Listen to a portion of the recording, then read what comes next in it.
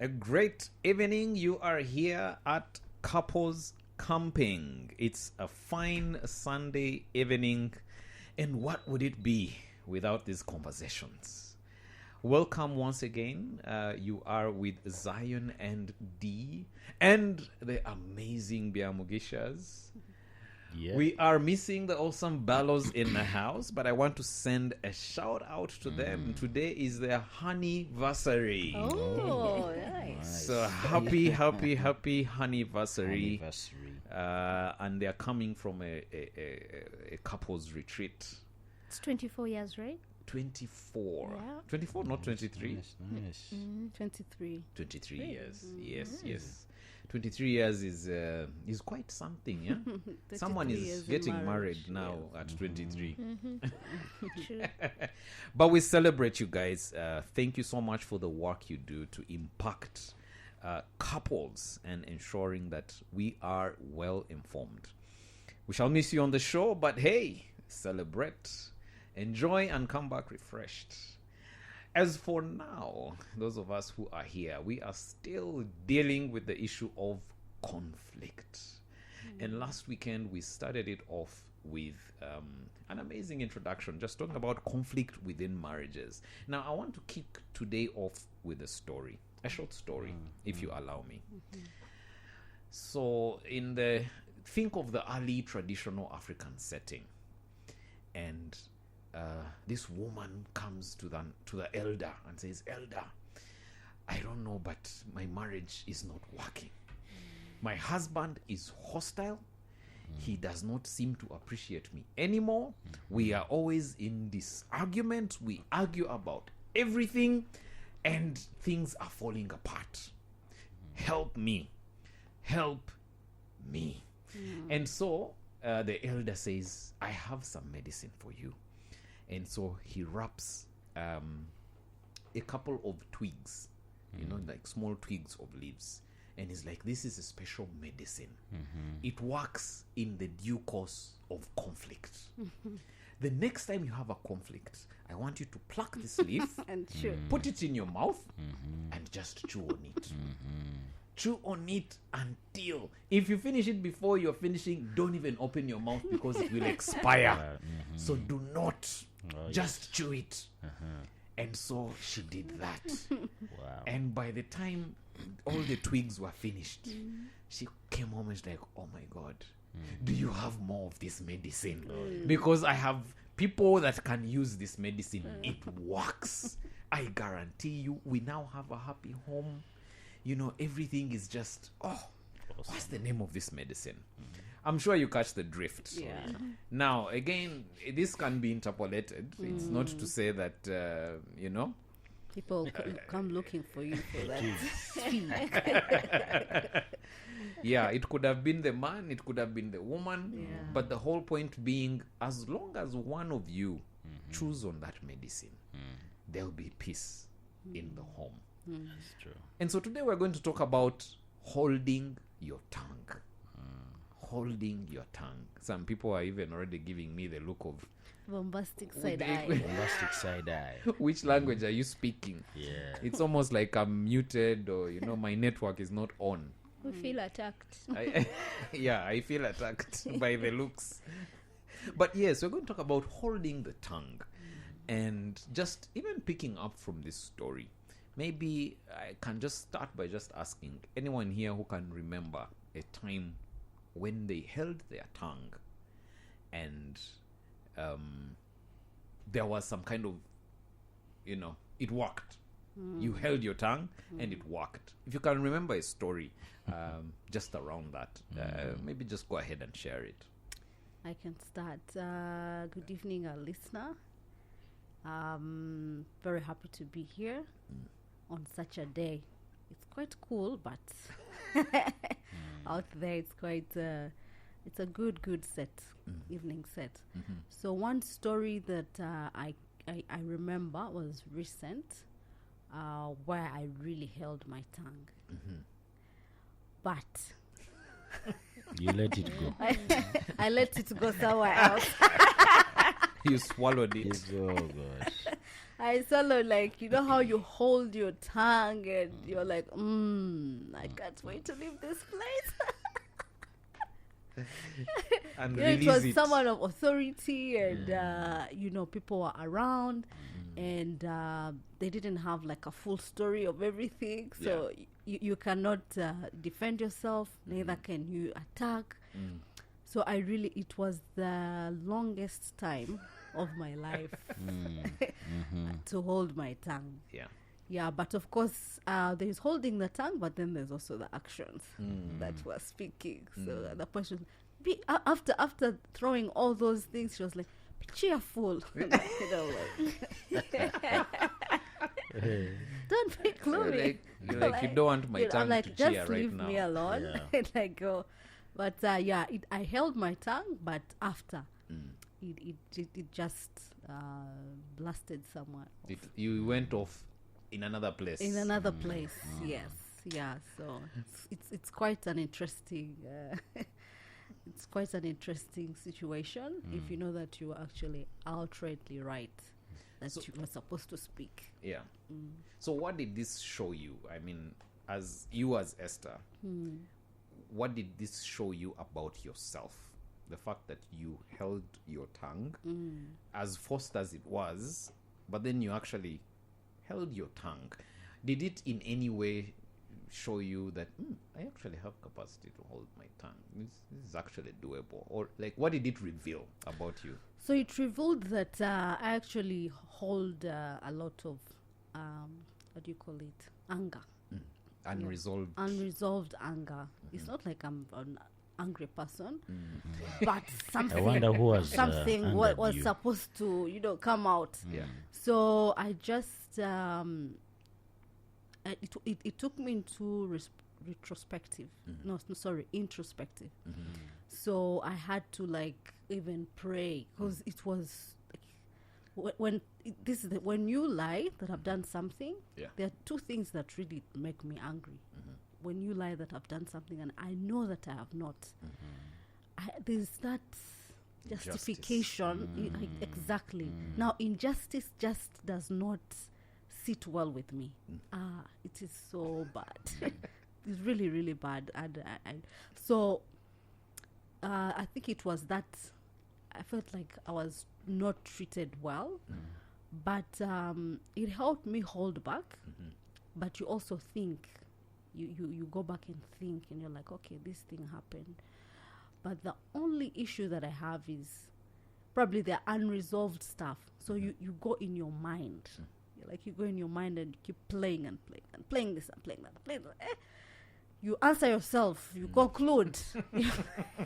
Then Then you write. resolve. You're like, but no. Yeah, like a lot. But in this space, I am super quiet. I even went quiet for like 2 days. Wow. Yes, I'm in my head. Yeah. So what helped me is to think, okay, this person said this. Why did they say that? Are they right or aren't they right? Then I was like, you know what? It doesn't change anything. Let me just move on with my life and go on. The next time it happens, I don't know what will.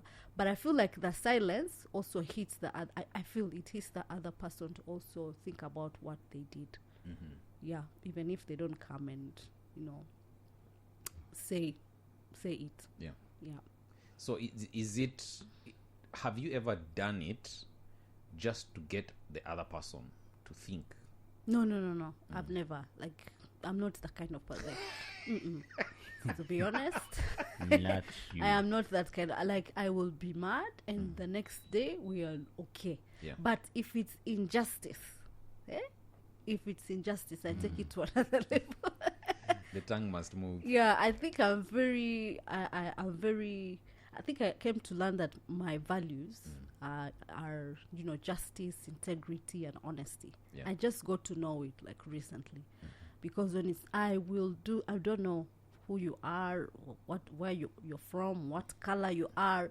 It will. I don't know if you guys have that kind of thing where it really takes you to a different level, Yeah. and you're like, no. But in this case, I couldn't speak. Yeah, I couldn't speak. So you can imagine how it really turned out for me. But Yeah. I am still alive and breathing. What a I shock. can hear. shock. All my faculties are okay. So but anyway, yeah, it was quite honestly disturbing. Yeah. So when it comes to now your marriage space, how do you see this play out? Is this something that you feel is maybe necessary Yeah.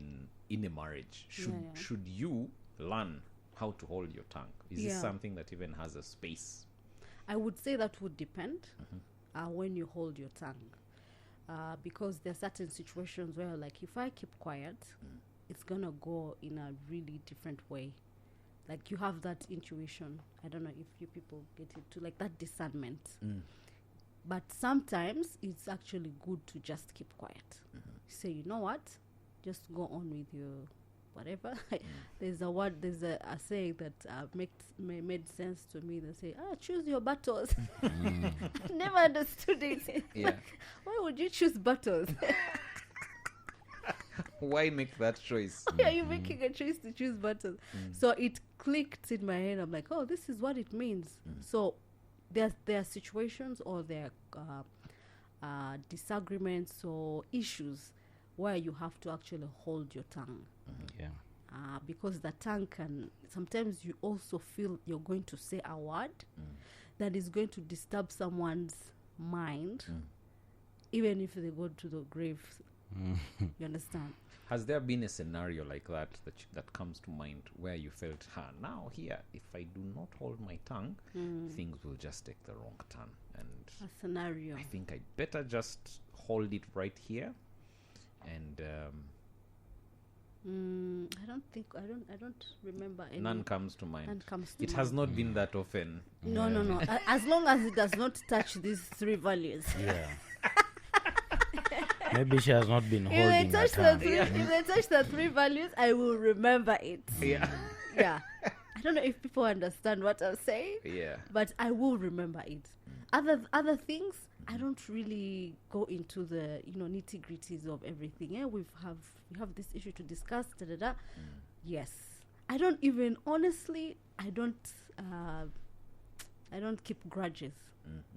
No. So what about from your angle? Has there been an instance where you felt that your husband, your spouse, should have held his tongue on something? Like he says a couple of things and you are like, I wish you hadn't said those things. Among people or No, your spouse. You. to you. As To me, we Yes. relate, yes. no. You Whatever guys are he has lucky. said, No. whatever he has said, you're like, Because if he said it, I would remember it. Yeah, there are certain things that you really remember.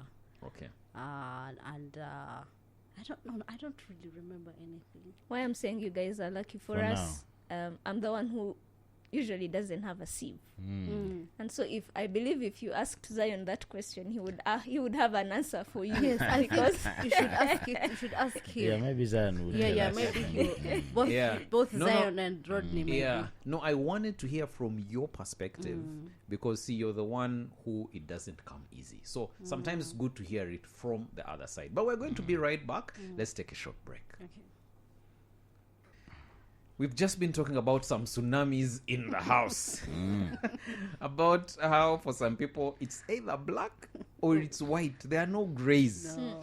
So either you're hitting me below the belt or below the shoes, but there's no such thing as in the stomach or where. And so I'm loving this conversation about holding the tongue because it's beginning to reveal a couple of things. Especially that one of seeing how some people it's just they are only offended or they feel that you've hit them below the belt when it's it's really extreme. Extreme, yeah. And yet for some others it could be like a small thing, Yes. small thing, but it will offend them Yeah. and they will just hang on to it.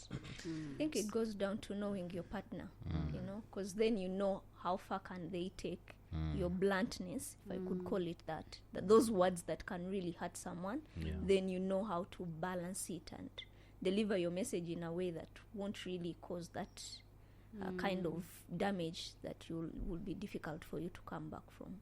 Yeah. Yeah. It's understanding that, and that's a good point. That's a great point, D, because there are things that I would say, and to Esther, and then she would tell me, no, you shouldn't have said such a thing. Yeah. Honestly. But I think in her book, even if I've said it that way, that did not come off like pull the pin, launch the grenade, that kind of stuff, right? Yeah. So it's more of like we've removed the pin, but we're still holding the safety on the grenade. So that kind of dynamics. But because because for us we give it to each other like plainly. But it still hurts, right? Of course it does. Like it's like I said. Okay, those of you who are listening last week, like I said, it's not easy. I don't like it. Yeah. Right? Okay. Yeah, I don't enjoy it, but there are some things that will come that either are correcting but hurtful. But then I'll now try to understand which angle she's coming from in terms of, is it correcting or just throwing some thing there just to to just scratch me the wrong way, that kind of thing. And I know it's ridiculous when we sit here and say it has not yet happened. We have not had that episode, but then it's what we are doing. Maybe we are not paying particular attention to the thing that we are supposed to pay attention to, or we have found a way of working around it and saying, okay, you know what, you say this and I will manage. But the critical thing that I wanted to say that for me, sometimes when I'm around people, I don't hold my tongue. Now, of course, we're in the same circles.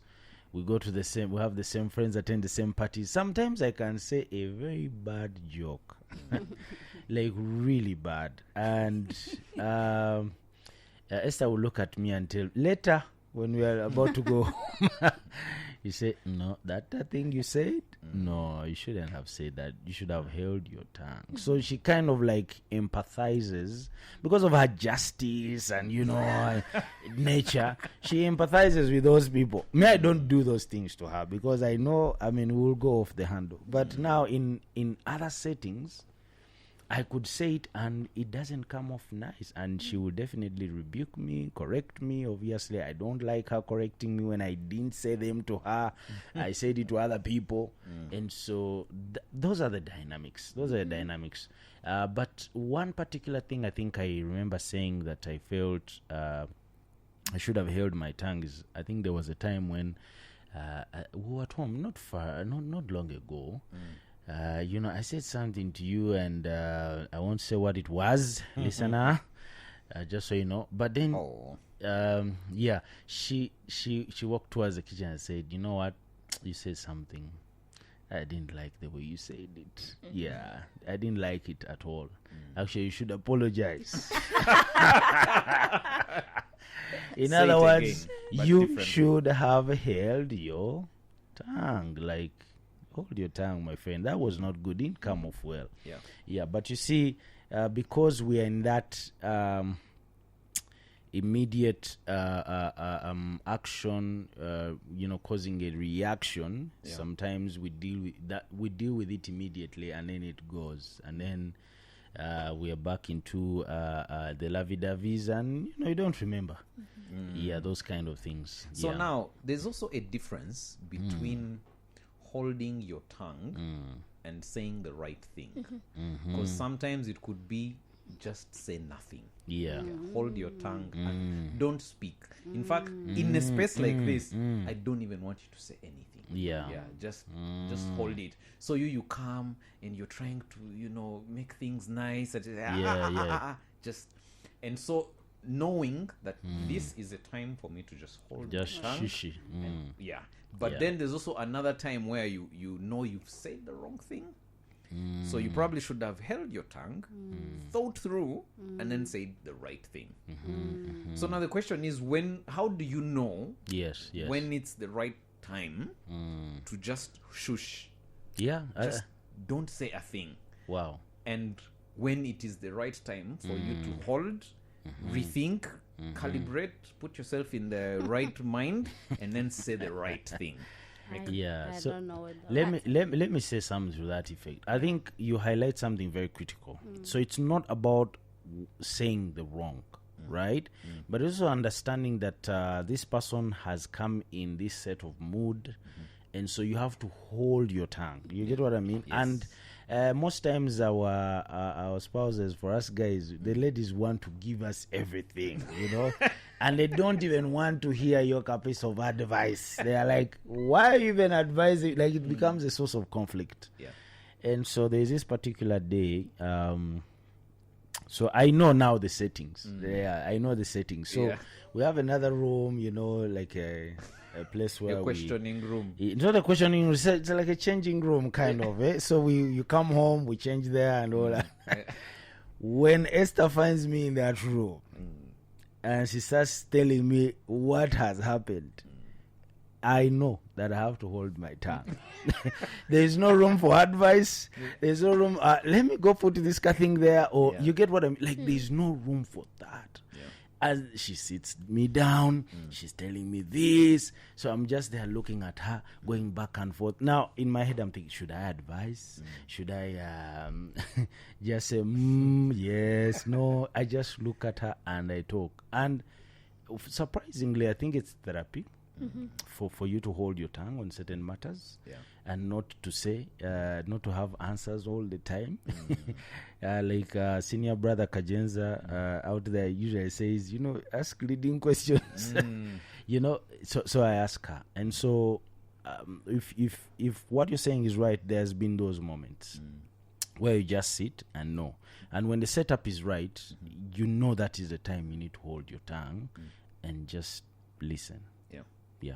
So for you, I like that for you, you even have a geographical space that When all things align in that geographical space, then you know. But if I'm in the kitchen or somewhere, there I can talk. Yeah, but this particular one is very, you know.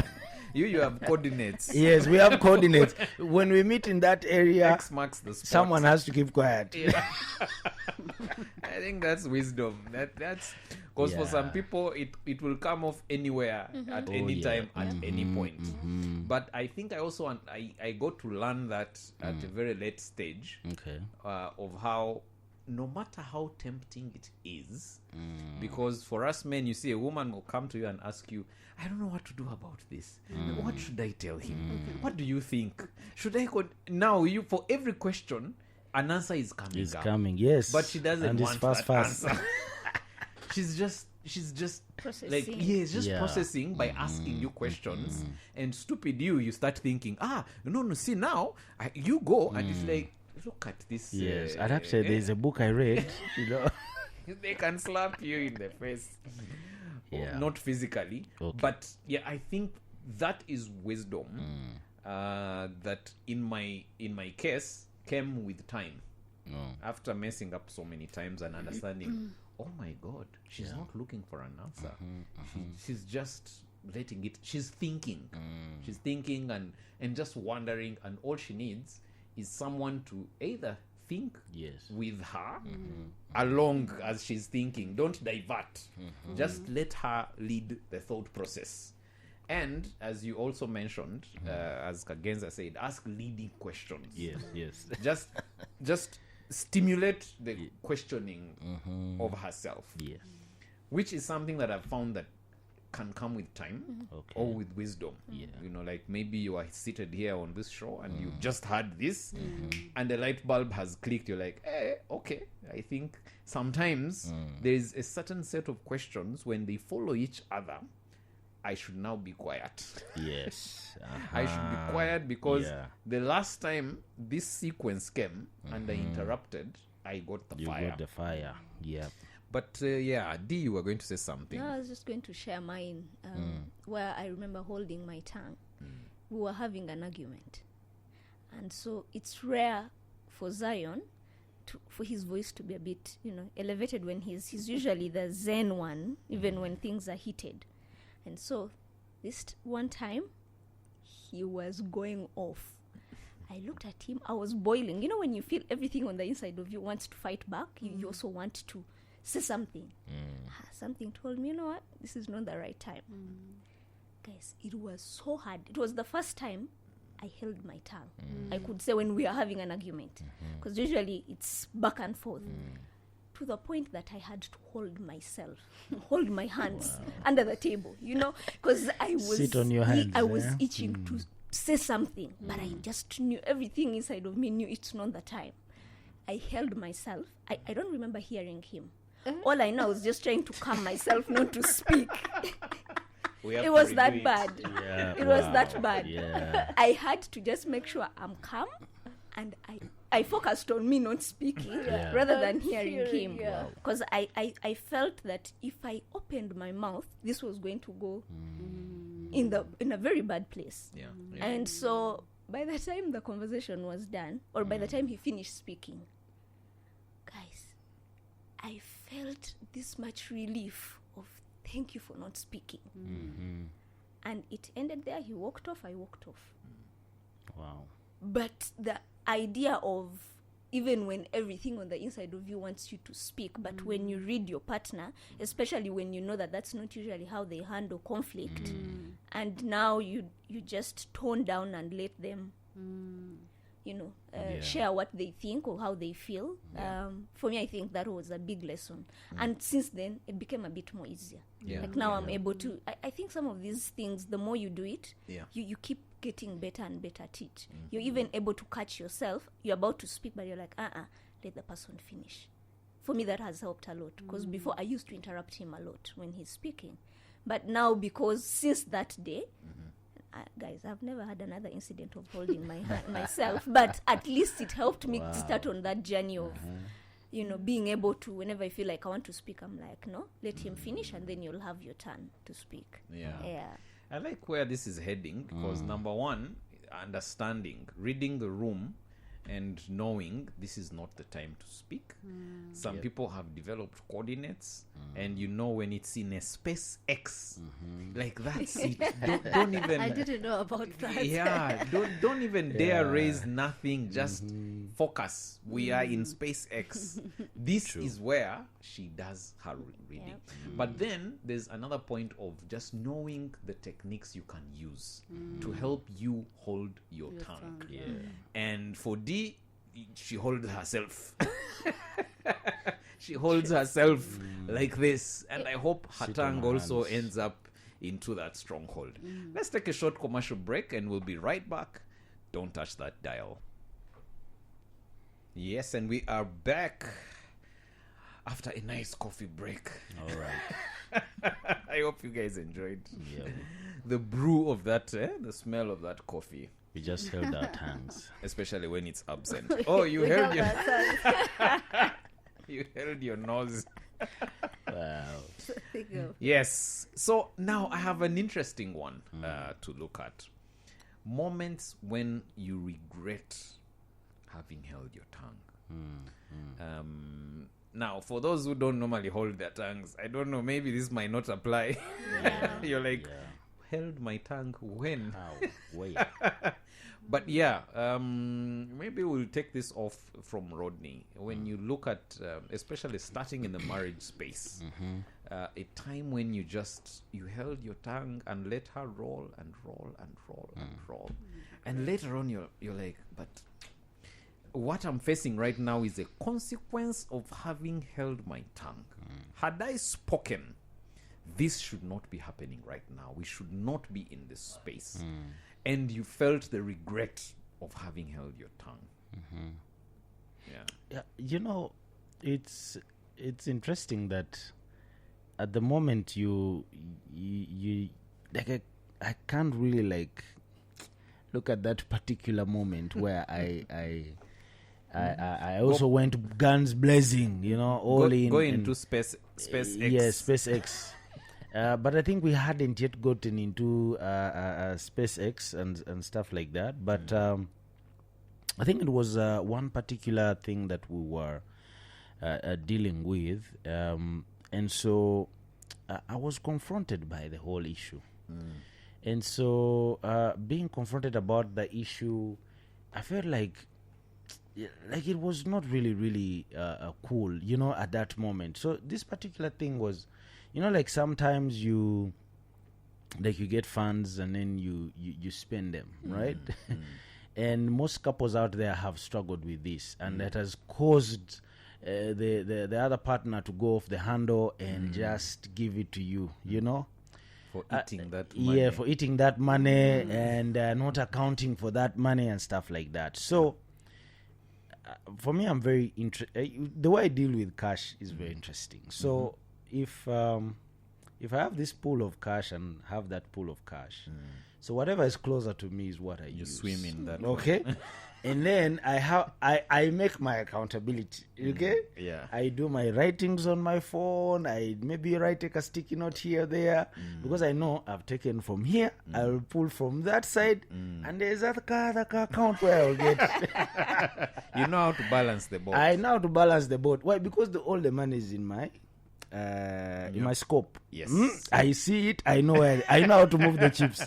So it's a chessboard for me. Yeah. Now comes my dear Fred.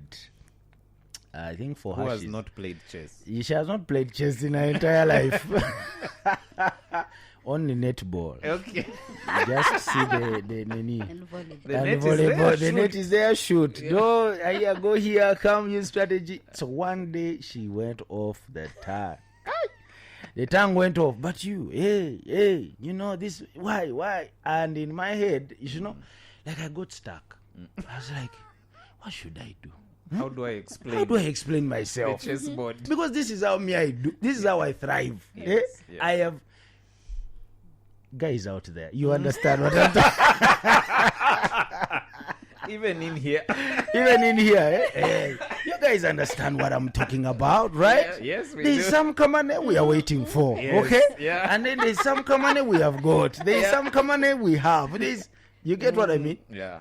So, Can I we don't. first get all the money? The money is Put them. But Good, you good. see, it's a chessboard. It's a chessboard. Yeah, Chessboard you is are moving the about- No, pieces. but why moves. does the chessboard move towards his command? No. It's both our So, money. yes. So Hey. so now it was a question now of, is it our Kamane or is your Kamane? Okay. Now the conversation Yeah, changes. the conversation changed. So that's why it went off. So the first time I was bombarded, I didn't have an answer, but I had an answer, but I couldn't give it. You held your tongue. I held my tongue. I said, if we go in this thing, we may not arrive. Yeah. Okay. And we have to stay in the same bed, Yeah. sleep in the same bed. Things have to opportunity cost. Yeah. So I said, you know what? Let me hold my tongue here. The second time came, I got another thrashing. I said, you know what? Maybe I should leave the things to you. You handle them. Of course, for her, when you give her the things to handle the finances, you It's need netball. directional, like netball or volleyball. Let's first handle one basket, Yeah. and then we handle another one. Yeah. Not Team going- A scores here. not dribbling, what? Not too much passing. I don't want to lose my train Yeah. of thought. Yeah. She's very meticulous. But then one time, I think she just brought it, and I said, you know what? Nange, Yani, also me. Let me defend myself. This time I won't hold the tongue. And I remember just telling her that, you know what, babe, the way I handle cash, I know how to handle it. I can't explain it. I can't explain myself because you won't understand, right? But I handle it. Okay? And then I remember saying, you know what? Even if I touch that account over there, there's this account. It will take care of that account. Okay? We'll move from here, we'll put it there. Okay? Yeah. Like, let us not like structuralize this thing to make life difficult. Okay? Just understand that there are systems. We can write them down. You get what? So I went on. Sometimes I get him off guard. Yes. This money, account for it. Yeah, like she gets me off guard. Like I have spent moolah, I've spent money. I just don't even remember where I spent it. But I know. But you know it was planned. I know it was planned that I will spend here and I will get from here and replace. So one time I said, no. This time when she gets me, I'll be prepared. I wrote my sticky notes. I put in my phone. expenditure patterns for the day, the way I'd spent it, you know. And so when she came, you know, I don't understand this calculation, this one. I said, now, madam, let's be easy, okay? No, it became madam. First calm down. It's not honey Okay? at It's that not time. honey. It's not babe. Because it's not babe. Because babe has forgotten about me. Now we are focusing on money. Yeah, so I remember that day I said, nah, also me, Yani, I'm not staying in this nanny cloud alone. We have to land this plane. And I tell you, I kid you not, we landed the plane. I told Esther, I said, you know what? I am responsible enough, my dear, to account for every penny that we are using, and I will account for it. Okay? If you ask me where did you put this, I'll tell you where it was. If you ask me where you put this, I'll tell you where. Surprising me, I'm not like her. I won't ask her where did you put this or that. Maybe rarely. But that time we settled it. I said, I can't hold my tongue any longer. Let's deal with this thing. And we dealt with it. And we are happy now. Do you know, when it comes to when they ask me about but how did you spend this? You know, I am very quick. You know, I can Just- sense just money for- will be an interesting topic when we yeah, get to yeah, it. yeah. So Just so for background context, like sometimes this money is actually budgeted for. yes. Yeah. So you find that there is no money for this and this. So you're like, where did the money go? Where is Yeah. this short? And that's how it's not like I pre-planned to come and say, now today I want to catch him. No. Yeah. It is we had planned for this. We have our system on how we know things offhand. Like if it does not, the math is not mathing. We know who the culprit Someone is. needs to be asked. We know who to ask. You know what's very funny is that in couple dynamics, it's like always the lady is free to spend, because for her, even the child may get sick and she'll just use the money. She won't even explain, and then we'll just understand as you go. Yeah. But now the guy, you have to You dare. you dare touch the money and not even account for it. And that was the challenge, because at the end of the day, so we're not focusing about finances, but we're talking about the communication aspect. Yeah. So the idea was that the issue was that she would look into that budgeted thing, and then immediately just come and just bam, how did you do this? Now immediately I've just come back, I've not thought about those things, I'm thinking about other things, I'm stuck. Yeah, so that was the situation. Yeah. Interesting. Let me ask maybe a question. Now that we're talking about this communication thing and being honest and upfront, how do you balance the need to be honest in communication with the need to avoid unnecessary arguments? Because this is, as you already are realizing, a big issue now in couples. Yeah. Because on one part, everybody wants an honest, like, be honest, be upfront, tell me the truth, right? Don't sugarcoat things and circle around them. Give it to me as it is, right? We all want that. But how do you balance that with the need to avoid unnecessary argument? Because sometimes you bring it as it is and it raises unnecessary argument. Exactly what he was talking about. He's like, now if I bring this thing out like this, we are going to go and just go, and it's unnecessary. And we have seen this happen a lot in couples, where someone will just hold their tongue because they are trying to avoid unnecessary argument. Yeah. And so it ends up creating some kind of void, Yes. whereby one person feels like, you're not talking. Yeah. What's wrong? What is the matter? Why don't you tell me exactly what's on your mind? So how can one just balance this the need to have honest communication, but also to avoid unnecessary arguments? How do you balance that? Yeah, so I could go.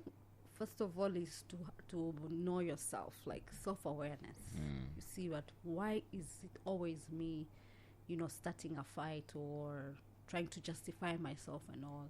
So you first understand the pattern. You see who, like, if this happens, how do we deal with it? So in our case, I was the one always attacking, attack. So I later, because when you're attacking someone who holds their tongue, you actually look like, sorry to say, a fool. Because you're talking and someone is neither agree nor disagree. So you go back and ask yourself, did I say something that's right or like that? Like you actually go back and talk to yourself or reprimand yourself. So what happened is I saw the pattern, and this may not come easy depending on how you grew up, depending on your circumstances, your environment. Then I decided, you know what? There are things that I need to take care of that are disturbing my head, because the fact that you're bringing an argument is actually ticking you, you know. So what I did is it did not just come easy. First of all, we went for a marriage fellowship and all, and then someone said something. You know, sometimes people say things casually, and then for you it can actually be a solution. The only difference is for you to implement it. So what I did is I actually went and wrote down everything that I feel is disturbing my peace. You understand? So I wrote it down. I very, very well. I remember I was at work. I put down my work. I think someone thought I was meditating. I wrote down everything, if the past, future, whatever. Then I said, okay, I need to communicate this to this person, to my partner. So, just because I was self-aware, because I know that because I had already done the talking and all, so that's like ceased the argument. Yeah. Because I've talked to myself, I have downloaded everything. So I said, we need to talk. Okay. So we talk about it, but you're very organized. Because I'm a kind of person, my brain can go in so many areas. Like, even me, I feel sorry to the person who is listening to me. Because I can have a conversation with Rodney today. Before I finish, I've talked about the future. Then we come back to short term, then long term, then the past. And then the past. I am like, okay, I'm quiet. Like, Esther, calm down. I don't know what to do. You tell yourself. Yeah, I tell myself, calm down. But in calming down, because I know myself, I now write down, because I know I have gone all over the place. So, a long story cut short, I sat down and we discussed A, B, C, D.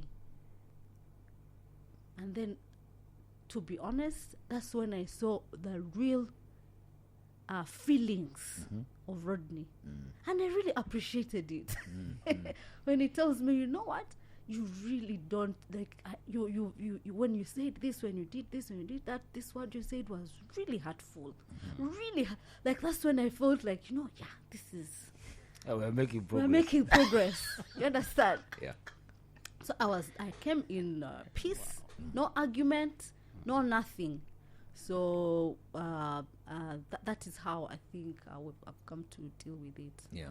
Just writing down everything, because if you don't write down everything, you're going to bombard someone from different angles, and it's not necessary. Yes. To be honest. Yeah. Because every situation brings a different kind of trigger. That's true.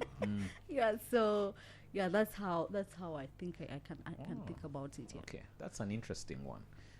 Again, so basically, by holding your tongue, in other words, holding the spaces of blowing off and just bringing it down to a pen level, Yes. saying, let me organize myself first, and I don't let myself just go and blow off. And then that gives you the clarity that you need to be able to organize your thoughts so that you can be able to hear the Yes. other person Actually, as to well. actively listen. Participate. Yeah. Yes. Yeah. Interesting. Yeah, I've noticed something, Zion, that when people blow off, some people are blowing off because of fear. They're uncertain of what's going to happen, and because it's basically their past trying to influence their current situation, So it warrants that we understand the person and how they are going to deal with those things. For me, my past was my past is, and she's still around, is more of discussion and dialogue. Let's sit and talk. Let's talk through things. There was a time when I used to fight with my brothers, and there's a time now where we just sit down and agree. Talk through dialogue, and that helps us. We blow our steam. All right. I know this one may not be relevant, but you remember a situation which happened back at home, where one of my brothers had me for breakfast. That morning was very tough for me. I had just traveled, and the guy was on my case. Shout outs to him. Anyway, so like he confronted me, hey, and then our dialogue maker came and started telling us, guys, talk through things. Of course, we are wanted to talk, but I also went off. Hey, you guy, what's wrong with you, man? Those kind of things.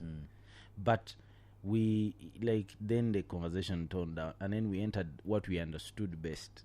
We started just to discuss around it and just say, you know what, this is what we need to do. And so for me, when she did that for me, to come and say, okay, let's sit and talk. These are my things. What are yours? Okay. And I was like, oh, okay, so now we're on a dialogue table. Nice. Let's, diplomacy. And I know diplomacy doesn't work, but there are people out there who really believe in, let's bring our views. You bring yours, let's discuss them. I know you're angry, you're mad, but we can discuss our views and come to a so for me, that has been my way of dealing things, because that's how I saw my parents actually deal with them. My mother. My mother is a very, very good. She's very argumentative, but on a table. For her, when you argue with her, you're not going to argue with her from the other room or on the street. No, you just sit here when you're seeing me face to face. Yes, let's argue it out. And I think it's also her background. So she instilled that in me. So when Esther came on that leveled playing field, I was like, okay, now we can make progress. You had to wait for me, though. Yeah, but I had to wait for her because, somebody has been really working hard in the background to take care of a lot of things. Now you, big guy, you're coming into the family, and also they have to take care of you. So you mean, So sometimes you need to understand where the person is coming from. Yeah.